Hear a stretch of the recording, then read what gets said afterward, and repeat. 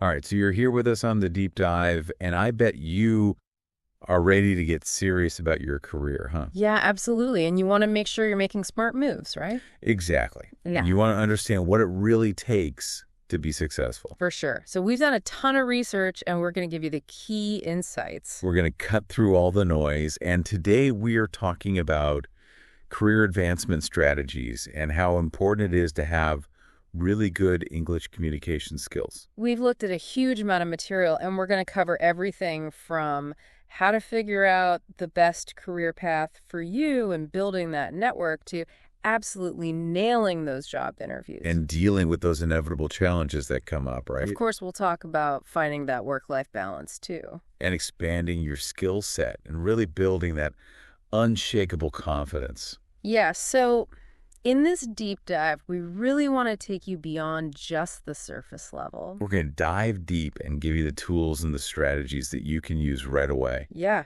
you'll be able to see real progress.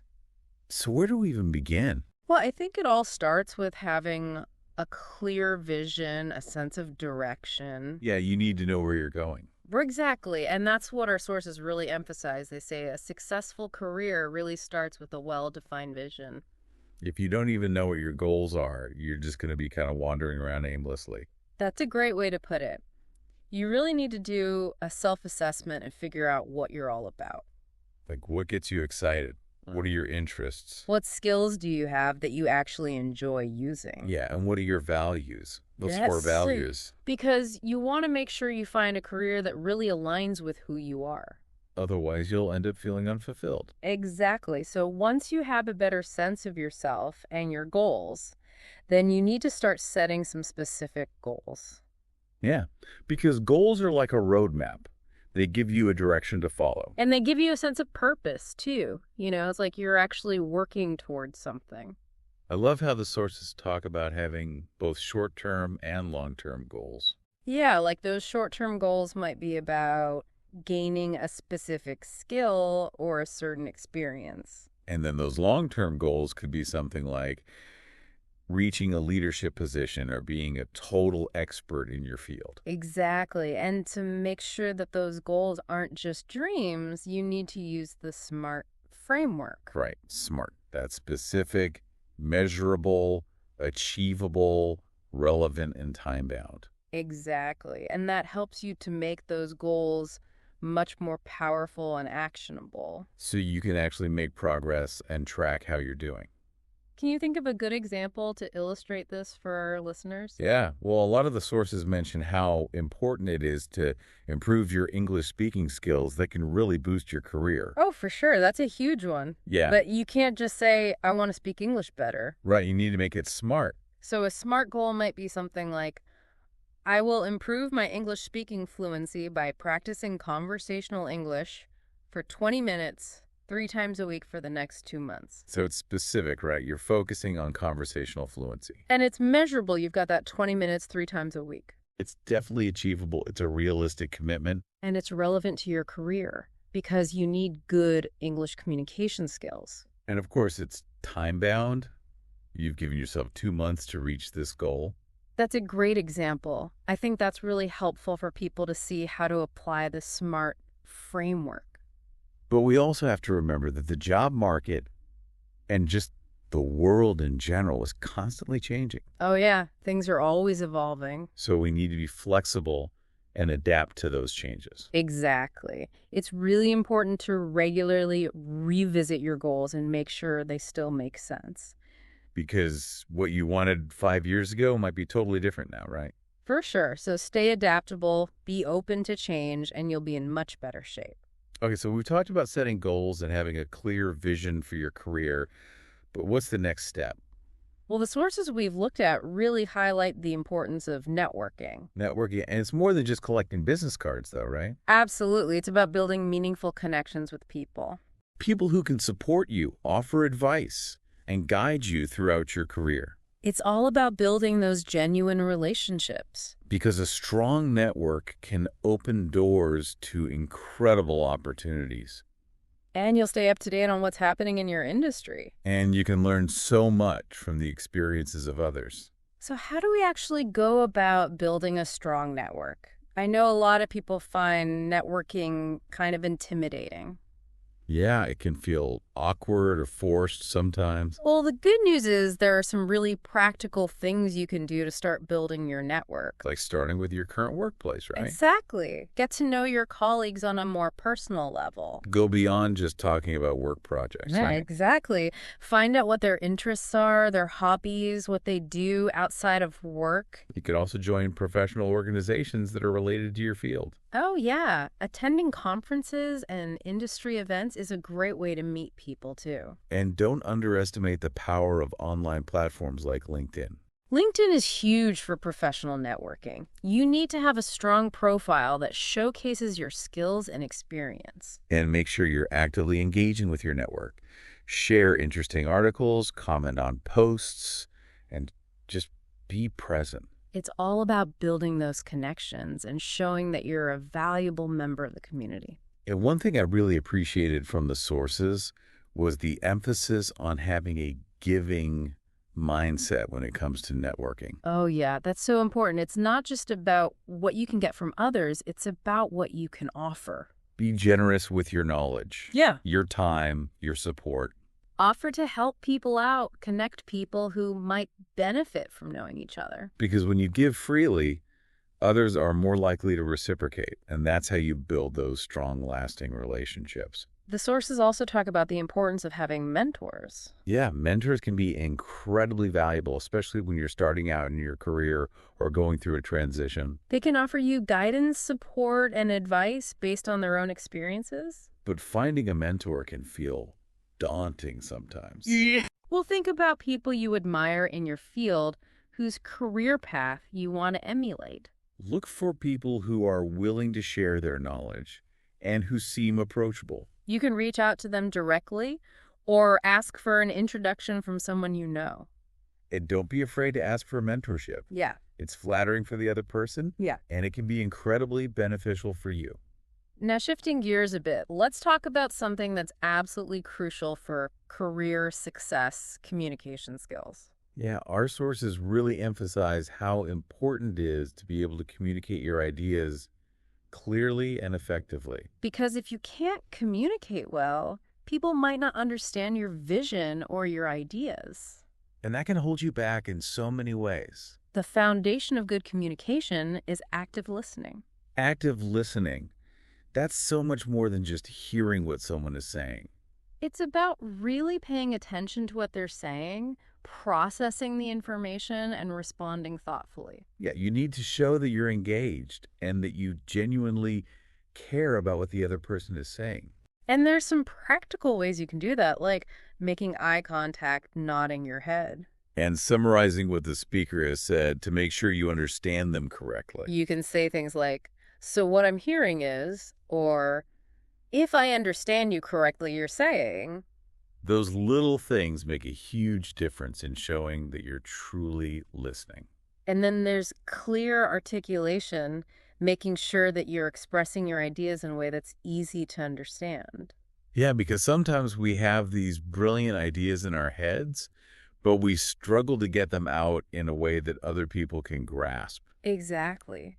So think about your pace, your tone of voice. Avoid using too much jargon. Especially if you're talking to people outside of your specific field. And when you're explaining something complex, try to break it down into smaller chunks. And use examples and analogies to make it relatable. It's also super important to be mindful of your nonverbal communication. Like your body language, your Yeah. facial expressions, your tone of voice. Because those things can speak volumes even if you're not saying a word.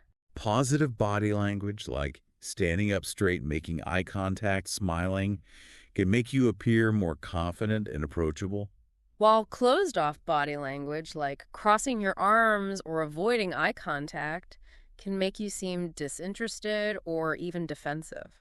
And your tone of voice can completely change the meaning of what you're saying. So pay attention to how you sound. Are you coming across as sincere or sarcastic, enthusiastic, or bored? The sources also talk about the importance of asking good questions.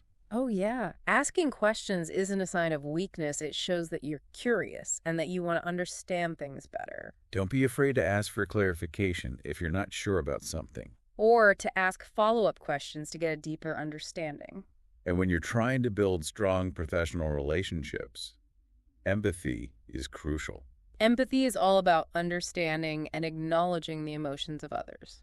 Put yourself in their shoes. Try to see things from their perspective. And acknowledge their feelings, even if you don't agree with them. You can say things like, I understand how you feel, or that must be really frustrating. Those little acknowledgments can go a long way in building rapport and creating a more collaborative environment.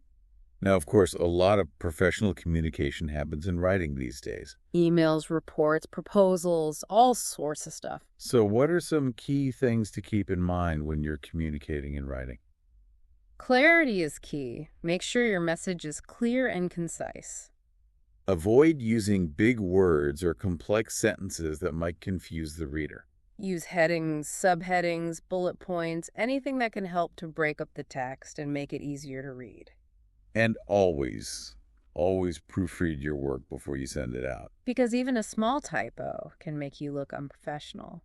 And finally, let's talk about those difficult conversations that we all have to have sometimes. Oh yeah, those can be tough. But there are ways to approach them so that they're less stressful and more productive. The key is to stay calm and professional even if the other person is getting emotional. Use I statements to express your feelings without blaming the other person. For example, instead of saying, "You're always late," you could say, "I feel frustrated when you're late because it makes me feel like my time isn't respected." And focus on finding solutions together rather than dwelling on the problem. All right, let's shift gears again and talk about job applications and interviews. Yeah, the job search process can be super intimidating. Especially in a competitive job market. So how can we stand out from the crowd? One of the most important things is to tailor your resume and cover letter to each specific job you're applying for. Yeah, don't just send out the same generic application to 100 different companies. Take the time to really read the job description and highlight the skills and experiences that are most relevant to that particular role. Because hiring managers can spot a generic application a mile away. They want to see that you've put in the effort to understand their company and the specific needs of the position. So when you're crafting your resume, focus on showcasing your professional journey. Highlight your key skills, your accomplishments, use bullet points to make it easy to read. And whenever possible, quantify your achievements with numbers. So instead of just saying you increased sales, be specific. Say you increased sales by 15% in one quarter. Because numbers give your achievements more weight, and they show the hiring manager that you have a track record of success. And then there's the cover letter. This is your chance to really show your personality, your passion for the company. Explain why you're excited about this particular role and what you can bring to the table. Maintain a professional tone, but let your enthusiasm shine through. Okay, so your application has impressed the hiring manager and you've landed an interview. Now it's time to prepare for the interview itself. And thorough preparation is key. You need to research the company inside and out. Their mission, their values, their products, their competitors. Read their website, their social media, their recent news articles. The more you know about the company, the better equipped you'll be to answer those tough questions. And you'll be able to demonstrate your genuine interest in the company. Another important part of preparation is practicing your answers to common interview questions. Like, tell me about yourself. Or, what are your strengths and weaknesses? Or, why do you want to work here? Or, where do you see yourself in 5 years? Think about your responses in advance and practice saying them out loud. Because when you're in the hot seat, you don't want to be fumbling for words. The sources also talk about the STAR method, which is a great technique for structuring your answers to behavioral questions. STAR stands for situation, task, action, and result. So, when you're telling a story about a past experience, you start by describing the situation. Then you explain the task you were responsible for. Then you detail the actions you took. And finally, you highlight the results you achieved. Using the STORE method helps you to stay focused and to provide concrete examples of your skills and abilities. And it's not just about answering questions. You also want to ask thoughtful questions of your own. Yeah, asking questions shows that you're engaged and that you're thinking critically. Ask about the company culture, the team dynamics, the opportunities for growth. Avoid asking questions that you could easily find the answers to online. And just like in everyday communication, your nonverbal cues are super important in an interview. Make eye contact, smile, sit up straight. Project confidence and enthusiasm. And after the interview, don't forget to send a thank you note. Yeah, a simple email thanking the interviewer for their time and reiterating your interest in the position can go a long way. Great. So you've aced the interview, but what happens if you don't get the job? Rejection is a part of life, and it's definitely a part of the job search process. But it's important to remember that rejection is not a reflection of your worth. It just means that it wasn't the right fit at this particular time. View rejection as a learning opportunity. What can you learn from this experience that you can apply to future job applications? If possible, reach out to the hiring manager and ask for feedback. They might be able to give you some valuable insights that can help you improve your interviewing skills. And what about dealing with difficult colleagues? That's something we all have to face at some point. But there are ways to handle those situations gracefully. First, try to understand the other person's perspective. What might be causing them to behave this way? Is there something going on in their personal life that's affecting their work? Or is there a misunderstanding that you can clear up? If you can identify the root of the problem, you might be able to find a solution. And if the situation is really untenable, don't be afraid to talk to your manager or to HR. They might be able to mediate the situation or offer some helpful advice. The sources also talk about the importance of embracing change. Because change is a constant in the workplace. New technologies emerge, industries evolve, companies restructure. So we need to be adaptable and willing to learn new things. If you're facing a major career transition, embrace it as an opportunity for growth. Take some time to reflect on your skills, your interests, your values. And identify any areas where you might need to upskill or reskill. There are tons of resources available, online courses, workshops, boot camps. You can also reach out to people in your network who are working in your desired field and ask for advice. And remember that networking is just as important when you're going through a career change as it is when you're first starting out. Now let's talk about something that's really important for both our professional and personal lives, work-life balance. Oh, yeah, that's the holy grail. But it's not always easy to achieve. The sources we've looked at define work-life balance as a state of harmony between your work life and your personal life. It's not about splitting your time perfectly in half. It's about finding a balance that works for you and that allows you to feel fulfilled in all areas of your life. And that balance is going to look different for everyone. Some people might thrive on a fast-paced, demanding work environment, while others might prefer a more relaxed, slower pace. The key is to figure out what works best for you and to set boundaries. Boundaries between your work life and your personal life. So decide when you're going to stop checking work emails. When you're going to put your phone away. And when you're going to focus on your hobbies, your family, your friends. And schedule those personal activities into your calendar, just like you would schedule a work meeting. Because if you don't make time for the things that are important to you, they're going to get pushed aside. Time management is also crucial for achieving work-life balance. Learn to prioritize your tasks. Delegate when possible. And don't be afraid to say no to new commitments if you're already feeling overwhelmed. And don't forget to take breaks throughout the day. Get up and move around. Step outside for some fresh air. Those little breaks can actually help you to be more productive in the long run. And of course, taking care of your physical and mental health is essential for work-life balance. Make sure you're getting enough sleep, eating healthy foods, exercising regularly. And don't neglect your relationships. Spend time with your loved ones. Do things that make you happy. Because when you feel good physically and emotionally, you're better equipped to handle the challenges of both work and life.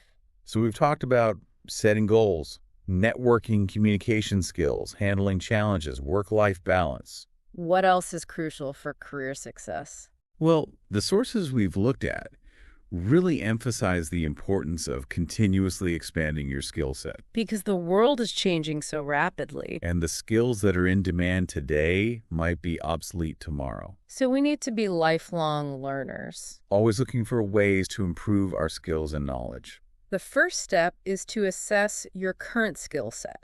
Identify your strengths, your weaknesses, your areas for growth. Then set specific learning goals. What skills do you need to acquire to achieve your career aspirations? And what are the best ways to acquire those skills? There are tons of options available these days: online courses, workshops, certifications. You can also find mentors who can guide you and share their expertise. And don't forget the importance of soft skills. Communication skills, teamwork, problem-solving, emotional intelligence. These skills are in high demand across all industries. And they can really set you apart from the competition. The sources also talk about the importance of networking for skill development. Because you can learn a lot from the people in your network. Ask them about their career paths, Their challenges, their successes. their advice for someone just starting out in your field. And attend industry events and conferences. You'll learn about the latest trends and technologies. And you'll meet people who can share their knowledge and insights. Okay, so we've covered a lot of ground, but there's one more important topic that I want to touch on: confidence. Confidence is huge. It really underpins everything else we've talked about. When you're confident, you project an aura of competence and capability. People are more likely to listen to you, to trust you, to follow your lead. And you're more likely to take risks, to go after the things you want. But confidence isn't something you're born with. It's something you develop over time. And there are things you can do to build your confidence. Like preparing thoroughly for presentations and meetings. Setting small goals and achieving them. Celebrating your successes. And paying attention to your body language. Stand up straight, make eye contact, smile. Those little things can make a big difference in how you feel and how others perceive you. And when you face challenges, don't let them get you down. View them as opportunities for growth. Learn from your mistakes. And come back stronger than before. So as we wrap up this deep dive, I just want to reiterate that career success is an ongoing journey. It's not a destination you reach and then you're done. It's about continuously learning, growing, evolving. It's about setting goals and working towards them. It's about building a strong network. It's about developing your skills. It's about communicating effectively. It's about handling challenges with grace. It's about finding a work-life balance that works for you. And it's about believing in yourself. Because when you believe in yourself, you can achieve anything. So what's one action you can take today to move your career forward? No matter how small it is, take that step. Because even the smallest step can lead to big results over time. We'd love to hear what resonated with you from this deep dive. Share your thoughts, your challenges, your successes in the comments below. And if you found this deep dive valuable, please like and subscribe to our channel. And share with your friends and colleagues who might benefit from it. Because we're all in this together. And we're here to support each other on our career journeys. Until next time, keep learning, keep growing, keep striving. And keep believing in yourself. We'll be back soon with another deep dive. See you, Ben. Bye.